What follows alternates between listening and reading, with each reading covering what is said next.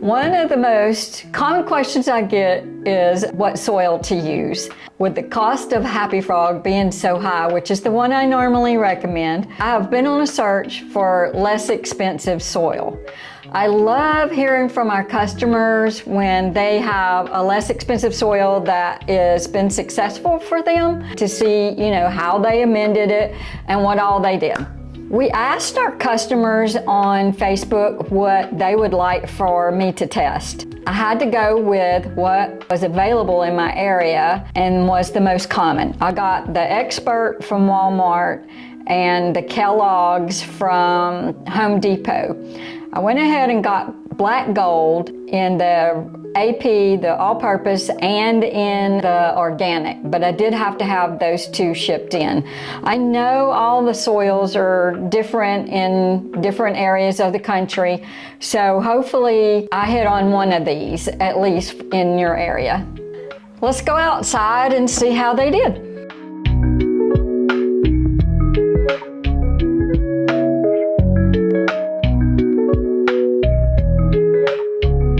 So one of the questions I've had has been, can you make cheap soil better with amendments?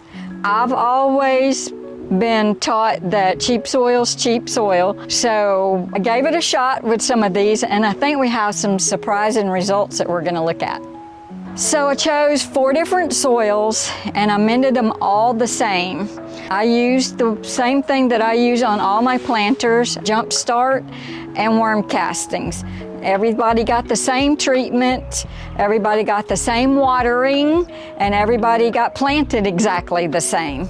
So I chose Kellogg's Organic, Expert from Walmart, Black Gold All-Purpose, and Black Gold Organic. They all had built-in fertilizer, different amounts though. The Expert had very little, the Kellogg's was next, the Black Gold Organic was next, and the Black Gold All-Purpose had the most. The Kellogg's actually has some sand in the soil, which is not something that we recommend. I did notice that it dried out much quicker than the others, but I didn't give it extra water. I let it get watered exactly the same as the others. You can see it's warming up outside and they're already wilting a little bit. Even though this Kellogg's soil is dry and crispy, we always recommend digging down deep to see if there's moisture in the soil. And actually there is a little bit more moisture down in this one, even though it's really dry and crispy on the top. Overall, it's drier than the others. They all had similar ingredients, being the peat moss and forest products and perlite.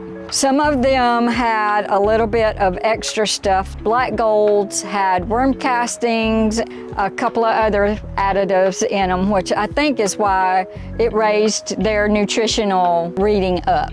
I was really surprised at the Kellogg. When I brought the bag in, it was extremely heavy, and I thought to myself, that's not gonna do well in the planter.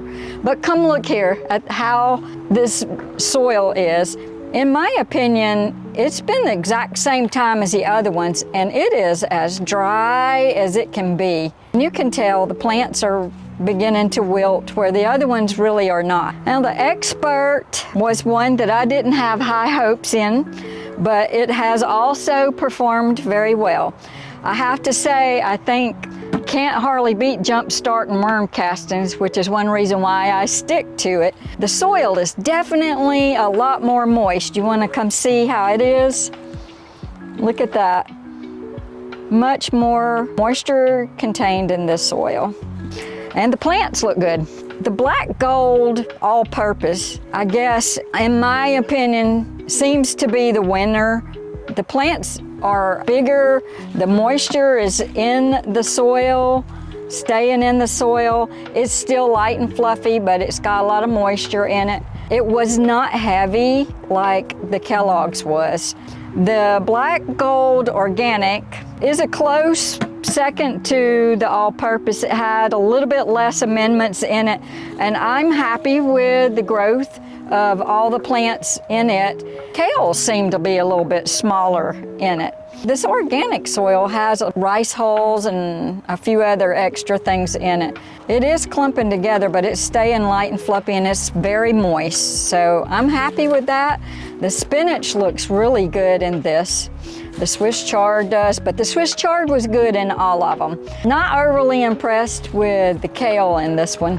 So I tried to look at which plants did the best in each soil. Again, I was surprised that the Kellogg, being as dry and crispy as it is, that the beets did good.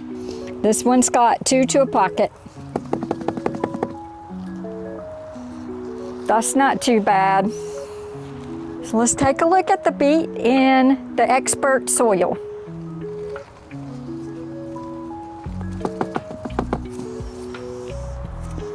That's not bad. That's a keeper. This is the black gold all-purpose, and there's 2 beets in this pocket, so that does affect the size a little bit, but let's look at the beet in the black gold organic.